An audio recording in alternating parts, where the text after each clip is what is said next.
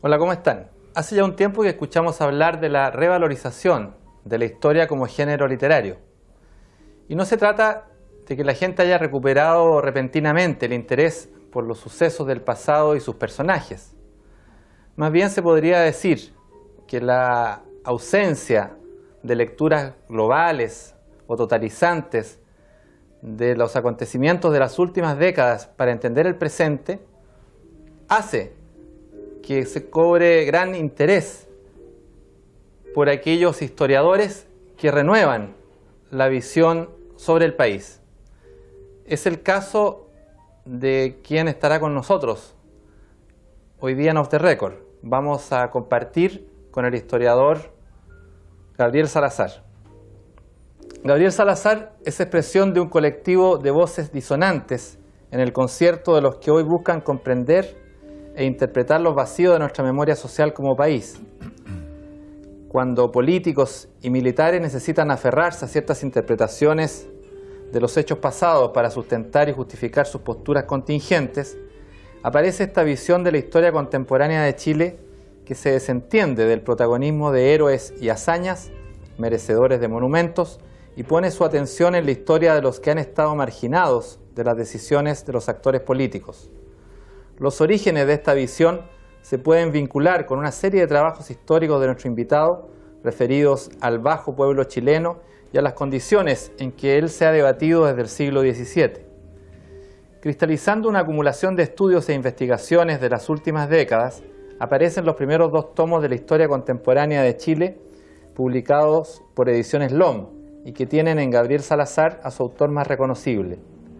Licenciado en Historia, Filosofía y Sociología de la Universidad de Chile, realizó un doctorado en el Reino Unido en ese lapso de 7 años que permaneció fuera de nuestro país, periodo en que, asociado a otros estudiosos con los que sacaba la revista Nueva Historia, hizo parte de una corriente que intentaba incorporar el saber y sentir de la gente, asumiendo el proceso histórico bajo el prisma de la deslegitimación del Estado frente a los actores sociales.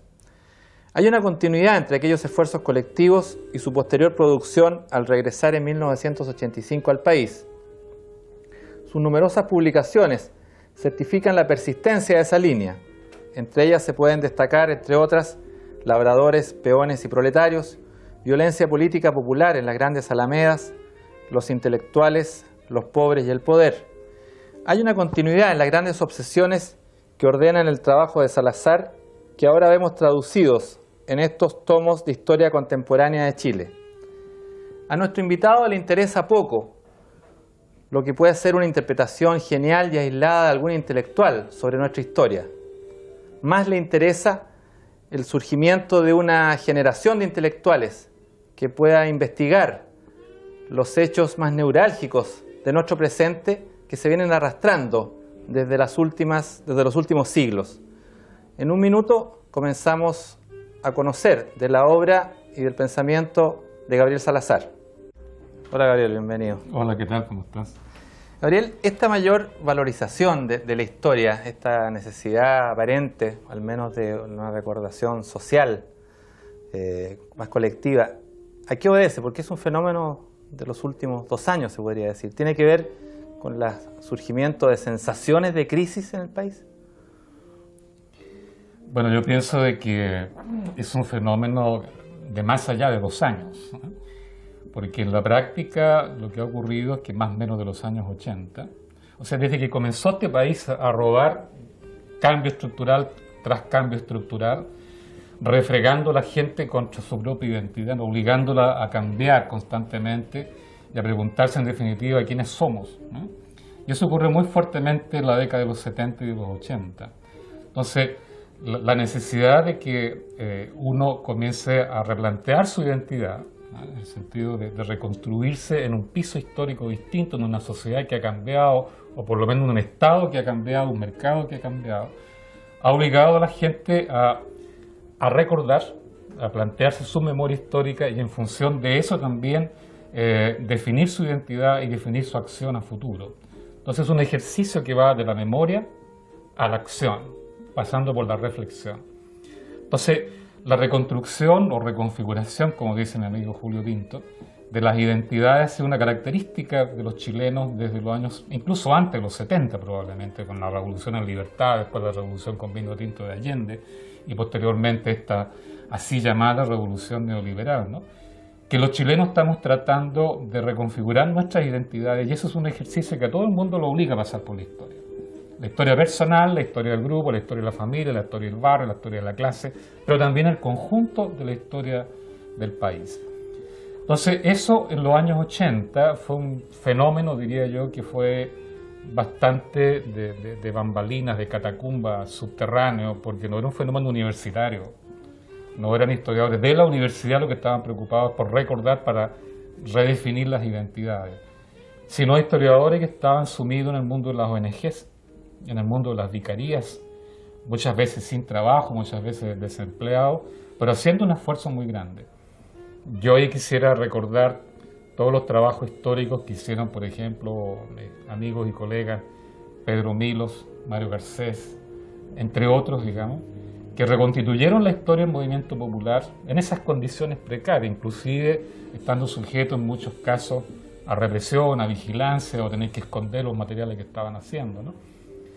Y eso también ocurrió a nivel de la Vicaría Pastoral Obrera, a nivel de la Vicaría de la Solidaridad, es decir, por todas partes. Entonces, en los años 80 ya encontramos una preocupación por la historia. Eso permitió que en esos años, cuando yo volví a Chile en el 85, me encontrara con que existía lo que se llamaba el Encuentro de Historiadores Jóvenes, que era, claro, un lugar de encuentro de estudiantes de historia, de algunos profesores de historia, que se reunían al margen de la universidad para discutir los problemas históricos de Chile. Y se reunían periódicamente y sacaban un boletincito así muy artesanal, muy modesto. Entonces, lo que hoy día está ocurriendo en gran medida no es sino ese tipo de historia social que se pregunta por la identidad, que quiere reconstruir identidad y sociedad en muchos sentidos, ¿verdad?, a propósito de estos cambios, y que ahora está aflorando en la superficie, ¿no? Entonces hay editoriales que se preocupan de esto, hay lanzamientos públicos, va mucha gente, hay debate público, ¿verdad? Aparecemos en la televisión, cosa que antes no ocurría. Entonces es un fenómeno de larga data que ahora está aflorando ya como una producción historiográfica consistente, con libros formalizados, con marketing, con discusión pública. Yo creo que eso es muy importante porque la memoria social, en tanto es trabajada por los historiadores para devolverlo a la misma sociedad, es un factor decisivo en que la gente desarrolle su opinión pública, consolide sus críticas y haga propuestas consistentes. Entonces, por eso lo que tú dices, esta especie de retorno a la historia, al tapete del debate público, creo que es muy importante porque tiene que ver con la consolidación de la memoria social, con una reflexión acerca del presente y una reproyección hacia el futuro que todavía no la vemos, pero que es muy posible que en algunos años más resulte de todo esto una conducta de la sociedad civil consistente, crítica, propositiva, etc. Ahora, la irrupción de estas interpretaciones distintas que aportan una lectura que, como tú decías, durante largos años fue subterránea al menos, también obliga a quienes de alguna manera eran portaestandarte de la historia oficial, se preocupen del tema. Ha llamado la atención en las últimas semanas, por ejemplo, reuniones de oficiales del ejército, donde pareciera el tema ser, a riesgo de caer en una caricatura, un repaso de cómo hay que leer lo que ha pasado en estos últimos 25 años. Y esa, que seguramente en ese caso se explicaría, siente menos noticia por el fenómeno de la detención de Pinochet, tiene que ver con una discusión de bastante más trascendencia. De hecho, tú eres uno de los protagonistas de una discusión que ha salido en la prensa, en que un manifiesto de historiadores, en el que estás tú y otros 8 historiadores, rebaten lo que llaman la manipulación histórica que está presente en aquella carta que envió el general Pinochet y también en lo que ha estado, digamos, una cierta historia oficial, por lo menos en el medio de comunicación, estos fascículos de la historia más reciente de Gonzalo Vial. Esa es la trascendencia que cobra un debate de ese tipo, que quizás antes habría sido muy cerrado. Tiene que ver con, de alguna manera, con esta situación de que un país que ya no puede seguir soportando las versiones que ha tenido hasta ahora. Claro, yo diría que sí, en principio, digamos.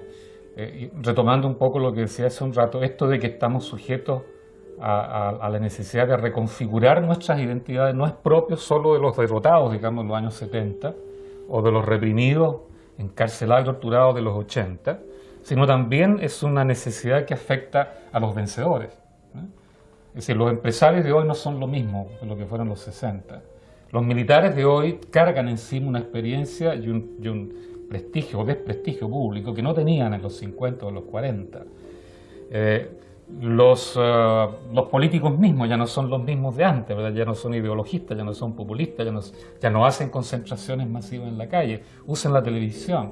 Bueno, casi todos los actores de la sociedad chilena han experimentado cambios y se ven obligados a repensar su identidad y todos echan mano a la historia, ¿no? El problema es legítimo, yo creo que todos los actores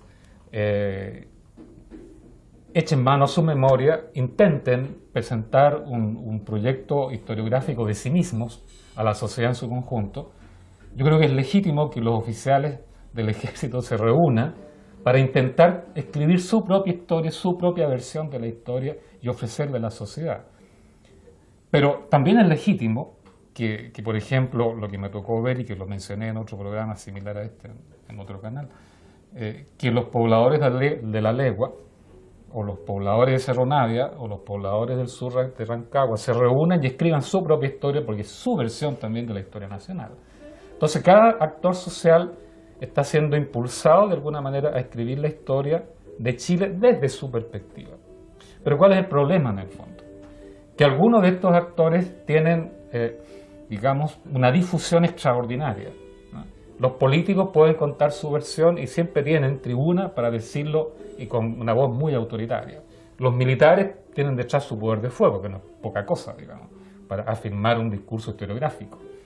El problema está que muchos actores sociales que han reconstituido su identidad y están recordando, no tienen posibilidad de que su historia se transforme en historia nacional, que llegue al liceo, que llegue a la enseñanza, que llegue a la universidad y que eduque al ciudadano también en esa perspectiva.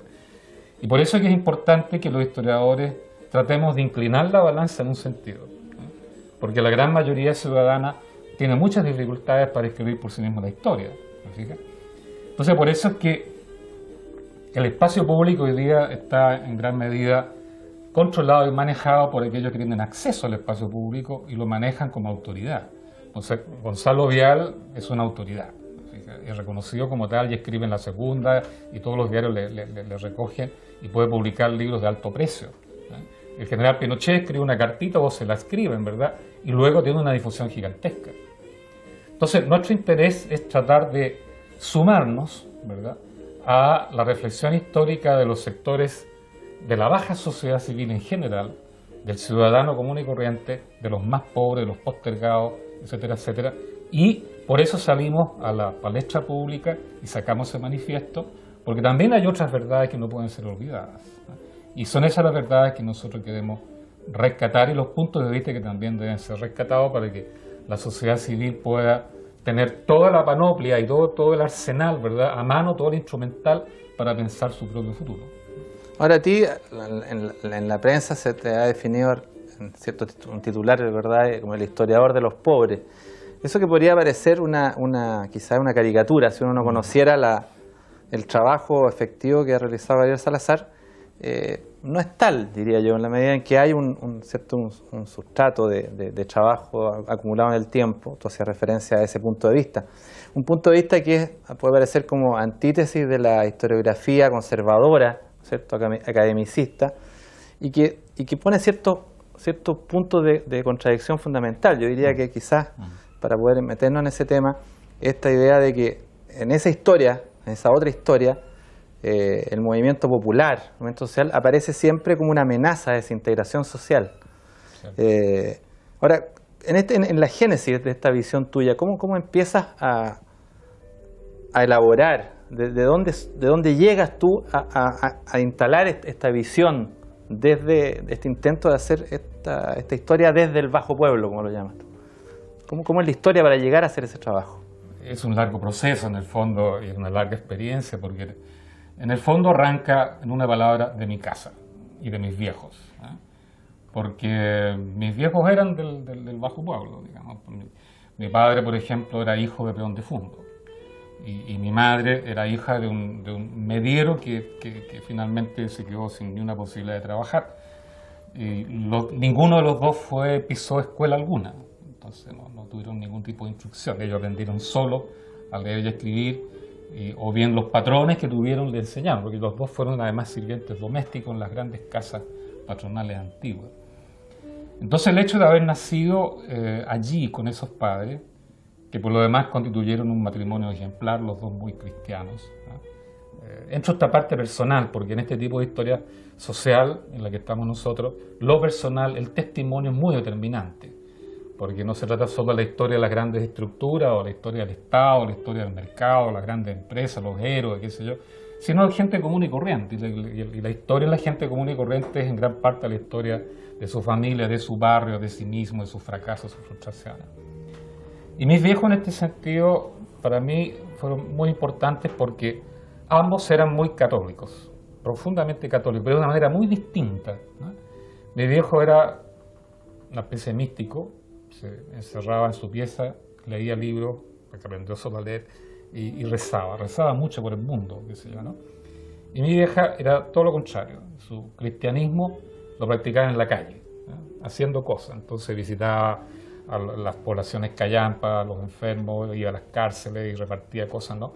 Era la que hacía el trabajo sucio de las organizaciones de Hermandad de Dolores, voy a apelar un poco, de la Hermandad de Dolores o Conferencia San Vicente de Paul, que estaban financiadas por gente de clase alta, pero que no iban a ensuciarse en las poblaciones callampas. Entonces mi vieja hacía eso y me llevaba de la mano. Entonces yo crecí acompañándola a visitar estas poblaciones callampas, que eran covachas que uno tenía que entrar gateando adentro donde estaban los enfermos ahí en el suelo. Entonces eso me provocó una impresión muy fuerte, porque lo que yo veía en las callampas o en los conventillos que rodeaban la casa de mis viejos, y que mi vieja me llevaba a visitar por todos lados, yo no lo veía en el Diario Ilustrado. Mi padre leía el Diario Ilustrado porque era conservador, y en el Diario Ilustrado no aparecía nada de eso, no aparecía ni una foto de estas cosas, no aparecía la historia de los viejos que llegaban a la esquina de mi casa, ¿verdad?, a emborracharse, a dormir, a pedir plata, qué sé yo, ¿no? Entonces es una experiencia básica que me marcó mucho, y me planteó la gran pregunta: ¿por qué esta historia tan terrible, tan visible, tan concreta, no aparece en los periódicos? Y cuando yo iba a la escuela me pasaban los textos de historia de Chile, nada de eso había allí. Entonces me dio la gran duda, porque eran como mis vecinos, eran como casi, yo jugaba con ellos de repente, o cuando jugábamos con pelota de trapo en la calle, con el polvo de la calle, mucha de esta gente también se acercaba a jugar. Entonces eso es muy determinante, porque te da como decir, desde este lugar puedo mirar Chile, puedo mirar la política, puedo mirar la historia de Chile, puedo ver que es un lugar para hacer conocimiento. Entonces, en base a eso yo dije, bueno, esto hay que estudiarlo. Entonces entré a la universidad, qué sé yo, tratando siempre de investigar ese fenómeno. Un fenómeno largo, sin duda, ¿no? Que después ya, cuando más grande, toda la experiencia que uno va teniendo en el trabajo político, en el tiempo de la Unidad Popular, qué sé yo, después con la represión, uno va consolidando esa mirada. Entonces, por eso es que todos los trabajos que yo he hecho he tratado de mirar los problemas de la historia de Chile desde esa perspectiva de los pobres, los marginales, los excluidos, ¿no?, los que no aparecen siempre en la historia, y tal vez por eso que me pusieron ese epíteto del historiador de los pobres, ¿no? ¿Cómo te cae ese epíteto? Es un poco peyorativo, ¿no? Es un poco peyorativo, pero la cosa es más seria que eso, ¿no? Como quien dice, bueno, este es el historiador de los pobres, digamos, bueno, está ahí, ¿no? Pero la cosa es más compleja que eso, porque estos pobres además son ciudadanos, y el ciudadano no es un marginal, no puede ser marginal en ninguna parte. El ciudadano tiene la soberanía, y por tanto tiene derecho a merecerse en cualquier cosa que ocurra en la sociedad chilena. Y por eso hacer historia de los pobres no es solo describir su miseria, ¿no?, porque eso sería hacer una especie de estética de la pobreza que de verdad no conduce a nada, excepto a lamentarse, pobrecitos los pobres, sino que el historiador que trabaja desde allí tiene que preocuparse de por qué también la clase dominante se equivoca o es ineficiente, o por qué se corrompe. Y eso tienen que saberlo los de abajo, ¿no? Pero no se trata de armar tampoco mitos de los enemigos, se trata de entenderlo como seres humanos con las deficiencias que tienen. Entonces, ser historiador de los pobres significa al mismo tiempo serlo de todo el resto de las clases sociales, mirar desde el Estado, desde la empresa, desde el mercado, desde la burocracia, ¿no? Porque el destino de los pobres compromete todos esos aspectos. Ahora yo creo que es mucho más que ser historiador de los pobres. Sin duda. Ahora, aterrizando en los contenidos de estos primeros tomos, y en particular del primer tomo de esta historia contemporánea de Chile, se puede decir que la discrepancia entre gobernabilidad o estabilidad y legitimidad es como el nudo que explica esta constante de marginación de los sectores populares de esta historia. Yo creo que sí, yo creo que la historia de Chile, de acuerdo a la perspectiva que tratamos de desarrollar en estos volúmenes, junto con el equipo, porque no lo escribo yo solo, no está Julio Pinto, está un equipo de historiadores jóvenes, la perspectiva es tratar de explicar o analizar y reflexionar la historia de Chile desde la mirada del ciudadano corriente, desde la mirada, por tanto, de que, como digo yo, o creo yo, que los que tienen la soberanía, porque la soberanía radica en la sociedad, en la masa ciudadana. Y lo que ocurre es que la historia de Chile ha sido una larguísima historia de quitarle al ciudadano la soberanía y trasladarla al Estado, a las clases políticas, a las clases dirigentes y a la ley, ¿no?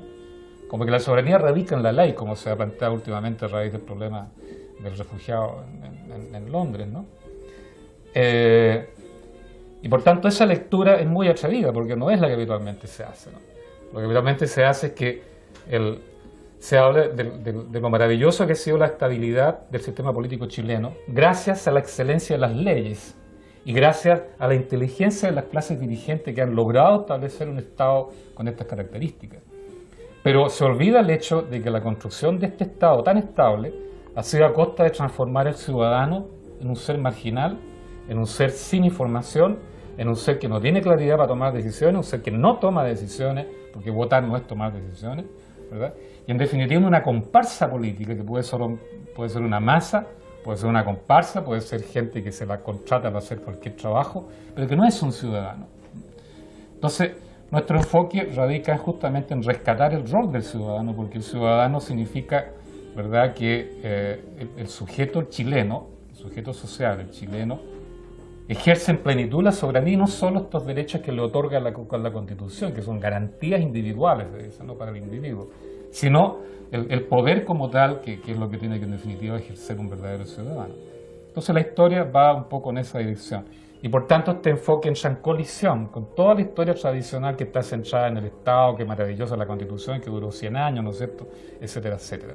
Y todos los logros que se echa a sí mismo la clase política civil que administra ese Estado, ¿verdad?, y que dice cosas, por ejemplo, que es el Estado que industrializó el país, ¿no?, desde la Corfo, qué sé yo, cuando hay 100 años antes la industria ya se había desarrollado. Entonces hay una serie de mitos que es preciso, creo yo, desenmascarar, y la forma de hacerlo, a nuestro juicio, es rescatar la perspectiva histórica, la soberanía y la legitimidad que plantea la visión del ciudadano. Ahora, de esa visión y de esa clase política civil que ha compartido en la versión de Salazar el control del poder y la administración del Estado con la clase política militar, vamos a seguir conversando en un minuto. Espérenos. Seguimos conversando con Gabriel Salazar y de esta historia contemporánea de Chile. Si hablamos de las últimas décadas, es obvio que considerar el rol de las Fuerzas Armadas y el poder militar en su dimensión política, pero quizás una de las, y en eso quedamos cuando terminamos el primer segmento, una de las hipótesis importantes de esta elaboración histórica, la voy a resumir leyendo 2 párrafos. Dice que las Fuerzas Armadas han sido en Chile la clase política fundamental, ha sido reconocido por numerosos autores, entre otros por el historiador Gonzalo Vial. Según él, en la historia de Chile los militares han actuado en política exitosamente, interviniendo cada vez que los civiles se han enredado en, entre comillas, conflictos graves, polarizados, que paralizaban al país y no encontraban ninguna otra solución pacífica.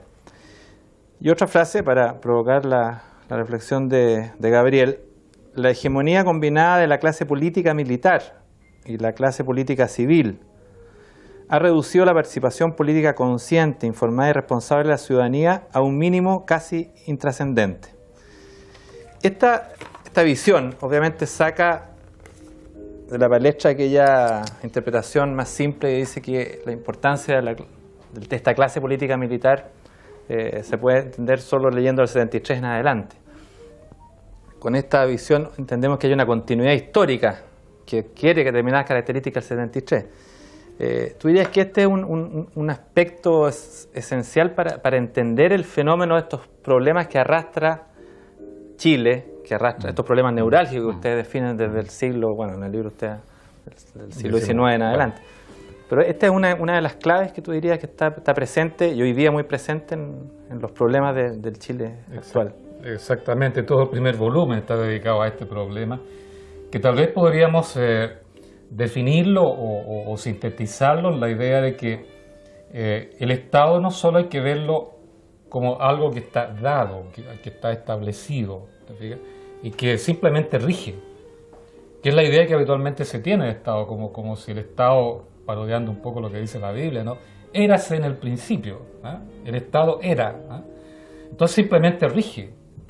La mirada nuestra, que es una mirada histórica, y además desde el ciudadano, nosotros planteamos la cuestión, ¿cómo se construye el Estado? No si el Estado rige o si el Estado simplemente domina o mantiene la gobernabilidad, como se dice hoy día, sino cómo se construyó el Estado históricamente, quiénes participaron en la construcción. Entonces, por eso es que el tema central para nosotros en este primer volumen es los procesos de construcción de Estado, ¿no? Que a mi juicio, y a juicio de toda persona que un poquito que uno converse con ellos sale a luz, es el ejercicio de la soberanía, el más amplio e importante ejercicio de la soberanía, que es construir el Estado propio, ¿no? O si ustedes quieren también, es el derecho humano más relevante. Porque quien construye el Estado se asegura a sí mismo porque no le van a violar el resto de sus derechos, porque construye un Estado adecuado. Entonces, por eso para nosotros es muy importante, y al examinar la historia de Chile, por tanto, con esta perspectiva, el Estado como construcción social, no el Estado como vigencia de un aparato legal, nos aparece entonces que hay dos clases políticas que operan como constructores de Estado y la ciudadanía prácticamente no aparece. Prácticamente no aparece. Si uno se pregunta, ¿en Chile ha habido una asamblea constituyente de ciudadanos que se han informado, que han debatido, que han acordado en conjunto la constitución que los va a regir y el Estado que los va a regir? Ninguna. Porque las así llamadas asambleas constituyentes en Chile han sido designadas a dedo o por los jefes militares o por los políticos que estaban amparados por los jefes militares, ¿eh? Tal ocurrió en la Constitución del 33, tal ocurrió el 25, tal ocurrió el 80. O sea, en toda la historia constitucional de Chile no encontramos un evento en que la masa ciudadana haya participado por sí y ante sí en la construcción del Estado. En la práctica han sido estas dos clases políticas. Entonces, ¿qué ha pasado? Que han sido los militares los que determinantemente han actuado para construir, estructurar el Estado, ¿no? Y siempre lo han hecho de una manera muy particular, ¿no? Pinochet decía en su última carta de que ellos habían actuado después del 73 para unir a los chilenos, ¿no? Como quien dice, para lograr la integración de la sociedad chilena. La historia nos muestra exactamente lo contrario. Cuando los militares intervienen en 1829, 1830, la época que se instala, ¿verdad?, el gobierno, el Estado portaliano, intervienen, pero destruyen, masacran, ¿eh? Exoneran, mandan al destierro, al exilio, a los pipiolos. Y los pipiolos eran una masa más democrática que los pelucones y que habían ganado todas las elecciones libres hasta ese momento, hasta el 29. O sea, en la práctica, diría uno, dieron un golpe contra por lo menos la mitad de los chilenos. Y eso no es unir. Esa es una acción que hay que calificarla como lo que es una acción faccional, es decir, ¿no?, de una facción de chilenos contra otra facción de chilenos. Y eso no es unir. El 25 pasó lo mismo. La intervención militar, que fueron dos en el fondo, una proclive a la ciudadanía, otro de la alta oficialidad en contra de lo anterior, ¿verdad? En definitiva, triunfó la última. ¿Y qué pasó? Que el Estado que se construyó a través de Arturo Alessandri, en connivencia con la alta oficialidad, fue exactamente lo contrario que los movimientos sociales habían pretendido imponer a través de la Asamblea Constituyente que ellos se autoconvocaron en el año 25, en marzo del 25, que es la única que había en la historia de Chile autoconvocada. y que sacaron un documento que exigía crear un Estado que resultó exactamente lo contrario del que resultó el 25. Y bueno, y de nuevo el 73 y de nuevo el 80. Entonces uno encuentra que al revisar la historia, que los militares han actuado como una clase política en términos de estructurar el Estado, de poner, como quien dice, la obra gruesa, el modelo central, y después dejan paso a los políticos que no cambian, no reforman la Constitución. Si hay alguna reforma, es sin violar el texto de la Constitución. Tal ocurrió en el 91 con el parlamentarismo, tal ocurrió después del 38 con el desarrollismo y el populismo, ¿no? Que se van creando instancias de desarrollistas y populistas, sin modificar la Constitución del 25. Entonces la clase política civil entra a este aparato constitucional estructural puesto por los militares y no lo cambia. Entonces puede darse el absurdo que la clase política civil simplemente administra, ¿no?, la obra gruesa de los militares, e incluso puede morir, ¿no? Se suicida Balmaceda, se suicida Allende, defendiendo un texto constitucional que pusieron otros, ¿no? Entonces hay aquí una serie de paradojas increíbles en la historia de Chile, en los cuales los ciudadanos han estado perfectamente ausentes, ¿no? Por eso es que yo creo que con justa razón Tomás Mulliken, hablando de la Constitución del 80 y del Estado actual, habla de la jaula de hierro, ¿no? Porque es muy difícil reformarla por dentro. Igual pasó con la del 33, igual pasó con la del 25. Entonces en la práctica uno dice, bueno, aquí hay una división del trabajo, ¿no? Por un lado, los militares ponen la obra gruesa, la estructura del Estado, que siempre ha sido curiosamente liberal, nunca ha sido desarrollista, productivista, sociocrática, corporativa, ni nada. Y después los políticos, ¿verdad?, que administran eso, pero no lo cambian. Entonces siempre como que las transiciones de lo político a militar han sido con el respeto a la Constitución establecida bajo la égida militar. Y eso nos deja atrapados a nosotros, ¿verdad?, en un sistema político que muchas veces los ciudadanos no querían. Los pipiolos no querían eso y quedaron fuera. El 91 el grueso de los movimientos sociales no querían el parlamentarismo y quedaron fuera. Y de nuevo, con la otra democracia ocurre, por algo hubo tantos movimientos sociales en contra del Estado, y de nuevo en los 80 con las protestas y hoy día con esta despolitización aparente de la gente, ¿no? Es lo mismo. Ahora, por eso el énfasis que se pone ahí. Sí, ahora en ese contexto, y tiene que ver de alguna manera con otro tipo de estudios, de ensayos que yo leo, estudios sobre, por ejemplo, la violencia política de los sectores populares. En ese esquema de esta jaula, digamos, que en el tiempo va, en fin, cambiando sus apariencias, pero que en esta perspectiva se mantiene, aparecen los reventones. Estos reventones que son momentos de presión, ¿cierto?, del movimiento popular, que de alguna manera también condicionan la respuesta desde el Estado.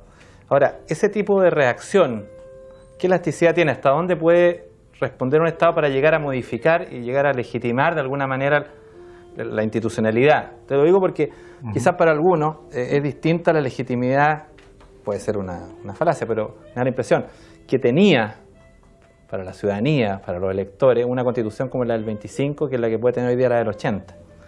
Y seguramente tiene que ver con la lectura de la presión de esos movimientos sociales y las acomodaciones que se producen en el tiempo. ¿Tiene esos reventones ese efecto real o son simplemente momentos de riesgo que después pasan? Bueno, lo primero respecto a estos reventones es que, como estas constituciones han sido construidas por las élites y regularmente por la intervención faccionalista de los militares, han terminado siendo liberales. Entonces no han promovido la industrialización, porque son liberales y prefieren el comercio y la importación, ¿verdad? Y han promovido el individualismo y no el sentido colectivo de comunidad y solidaridad, etcétera, etcétera. ¿Qué es lo que pasa? Que estas constituciones y los respectivos sistemas políticos no crean mecanismos de participación para la masa ciudadana, ¿no? Más bien los excluyen. En el siglo pasado fue patético, porque dejaron fuera de la ciudadanía, por definición, está en el texto constitucional y en la ley electoral respectiva. No pueden votar los peones gañanes, no pueden votar las cocineras, no pueden votar la tropa del ejército. Es decir, se excluye explícitamente, por decirlo así, a los más pobres, a los que ganaban votos censitarios, los que ganaban menos de una cierta cantidad no podían votar. Exclusión. ¿Qué es lo que hace esta gente con sus necesidades? Si no tiene mecanismo, ¿verdad?, para enviar hacia arriba, no hay conductos, ¿verdad?, que lo comunique con los centros decisionales de la sociedad. ¿Qué es lo que hace? Conspira contra. conspira contra o actúa delictualmente, transgrede, ¿no? Porque no lo acogen, no dialogan con él. Lo normal en estos estados es que los movimientos sociales espontáneos de la gente, de los sectores más postergados, producen miedo. En las élites dominantes hay un miedo, pánico a la desestabilización del aparato que han construido de esa manera. Entonces, no se dialoga con los movimientos sociales, ¿verdad? Se les reprime. Entonces, eso explica que los sectores más postergados tienden a actuar en la historia de una manera explosiva, transgresora, agresiva, y eso conlleva una suerte de represión violenta y en algunos casos terrorismo de Estado. Entonces hay un diálogo que no es diálogo en el fondo, ¿no? Entre la baja sociedad civil y todo este aparato estatal o estas dos clases políticas. Ahora, la presión de todas maneras existe y es creciente porque el incremento de la pobreza, el incremento de la miseria, de la violencia, siempre conduce en definitiva a que la clase política civil, no la militar, termine por acoger parcialmente esta demanda porque le conviene por razones electorales. Entonces comienza a tratar de trabajar en los intersticios de la ley para favorecer estos sectores y estas demandas, pero sin reformar radicalmente la Constitución. Entonces, claro, hay una especie de democratización cosmética del Estado, ¿no? Pero no se crean instancias de participación real para la ciudadanía, entonces sigue siendo masa, ¿no? Por eso que, claro, esta agitación conduce a que los políticos se abran un poco, se pongan más populistas en última instancia. Últimamente uno ve los discursos de los políticos actuales, años de elecciones, están todos más populistas, ¿no? Están todos más populistas. Pero una vez que pase la elección se van a olvidar probablemente de este populismo, porque no olvidemos que el populismo hoy día es un pecado mortal para cualquiera de estos gobiernos neoliberales. Bueno, entonces hay una cantidad de cosas que sería largo examinar hecho por hecho, porque la relación entre una baja sociedad civil que no es ciudadana, de hecho, en la práctica cuando tiene poder de participación, y este aparato de clases políticas por arriba es un diálogo violento. Es un diálogo violento. Y es tratado habitualmente por medios militares. O sea, si se levanta mucho, no, la represión tiende a ser militar. Grandes masacres atraviesan toda la historia de Chile, ¿no? Ahora, eso en el libro está registrado en algunas casi miradas fotográficas, sí, respecto de las reacciones que han habido en los distintos periodos. Aquí hay una referencia a lo que va a ser el año 25. Y lo interesante es que se hace, porque este libro de historia tiene que ver con lo que está sucediendo hoy día, con esta reacción, por ejemplo, una asociación con la reacción de los votantes en la última elección, la abstención y la marginación de grandes sectores, sobre todo juveniles, de la participación política. Bueno, vamos a seguir conversando con Gabriel Salazar en un minuto, espérenos. Gabriel, sigamos conversando esta parte final del programa. Me salgo un poco de este libro, de estos tomos de historia contemporánea, me voy a tus textos anteriores y me detengo en algo que llama la atención, que es que tú dedicas algunos de esos trabajos anteriores a Guillermo Herrera, profesor de Historia, e Ignacio Osa, profesor de Literatura de la Católica. ¿Con qué tiene que ver esa dedicatoria? Tiene que ver fundamentalmente con el compromiso que tanto ellos como yo y otros profesionales e intelectuales hicimos con respecto a la causa de los actores que tratamos nosotros de examinar en estos libros, ¿no? Ese compromiso nosotros de alguna forma lo realizamos incorporándonos a una organización política. Fue muy curioso, ¿no? Justamente el 5 de septiembre de 1970, ¿no? En lugar de entrar a la UP, nosotros entramos a otra organización que estaba fuera de la UP y que era de izquierda. Ahí tratamos de militar allí para realizar nuestro compromiso en términos prácticos y políticos, porque consideramos de que estamos viviendo una coyuntura que había que jugarse el todo por el todo, ¿no? Una coyuntura prácticamente pre-revolucionaria en muchos sentidos, aunque las perspectivas eran muy escasas. Bueno, militamos allí, eran muy amigos míos ambos dos. Desafortunadamente, cuando cayeron presos, y Ignacio junto conmigo, fueron víctimas de la tortura y murieron ambos. Y yo debo decir que en los dos casos su sacrificio o su asesinato, podríamos decir en cierto sentido, permitió que yo continuara con vida y en la tarea que mutuamente nos habíamos comprometido a realizar, es decir, que continuar adelante con este trabajo, y en el caso particular mío, de acuerdo a la petición de Ignacio especialmente, continuar con este trabajo de investigación histórica y producción intelectual en la línea del desarrollo de los sectores populares. Es por eso que, de alguna manera, si yo he podido continuar trabajando después, en gran medida, creo yo, se lo debo a ese sacrificio, a su desaparición, digamos. Y de ahí que casi todos los trabajos de alguna relevancia que he escrito se los he dedicado a ello. Guillermo murió en mayo de 1975 e Ignacio a fines de octubre de ese mismo año. Esa es la razón. Gabriel, cuando tú saliste del país en esa época, ¿no? Descubriste de alguna manera la falacia de aquella imagen o mito de que tal como nuestra democracia había sido tan sólida, cuestión que se demostró que por ser tan larga no lo era. También de alguna manera encontraste que lo que se había estudiado sobre el país, sobre nuestra realidad, era también pobre. Exactamente, sí. Yo creo que fue uno de los descubrimientos más terribles que como intelectuales tuvimos cuando ya comenzamos a trabajar y estudiar intelectualmente en otros países, y en mi caso en Inglaterra, porque descubrimos dos cosas principales. Uno, que lo que uno había leído sobre Chile, que uno creía que era todo, porque es la pega de uno, ¿no? La dirección profesional, al conocer todo lo que se había publicado, investigado fuera de Chile, sobre Chile, uno descubría que era escasamente como el 30 o 40% de lo que uno debía saber. Entonces uno pensaba, un buen agente de la CIA, ¿no? De la Central de Inteligencia Americana, si estaba formado en esta literatura externa sobre Chile, estaba mejor preparado que uno para eso. Entonces fue una cosa muy chocante, muy potente. Por eso estuve años leyendo, para saldar la diferencia. Eso por un lado. Y eso tiene que ver con el hecho de que por 1963-64, en Estados Unidos, varios intelectuales, previendo que Chile podría ser una nueva Cuba, entonces comenzaban a estudiar cómo era la producción científica sobre Chile, y descubrieron que era pobrísima, ¿no? Entonces dijeron, Chile es un país mal estudiado. Y significativamente después de ese juicio, que lo dijo un importante sociólogo norteamericano, viene una verdadera avalancha de tesis doctorales norteamericanas sobre Chile, sobre temas estratégicos, ¿no? Bueno, eso es muy impresionante, ¿no? Que sobre Chile hubiera un juicio mucho más científico, objetivo y sólido fuera que dentro. Y la segunda cosa fue que descubrimos que nosotros, los intelectuales de los años 60, especialmente, éramos fundamentalmente discursivistas.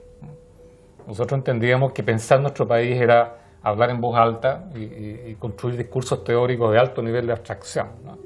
Entonces uno puede leer la producción de los años 60 y tanto, por mencionar un puro texto de Sergio Ramos sobre Chile, una economía de transición, que se escribió el año 72 y que discutía cómo pasar del capitalismo al socialismo, ¿no? Es una pura abstracción de punta a cabo, ¿no? Entonces, claro, cuando fuera de Chile, en Inglaterra, en Alemania, en Estados Unidos, participábamos en seminarios, habitualmente los chilenos discursaban y los gringos no, querían datos, querían información. Y yo vi con mucha vergüenza que en muchos seminarios algunos chilenos les decían, vaya, documéntese y después vuelva, ¿no?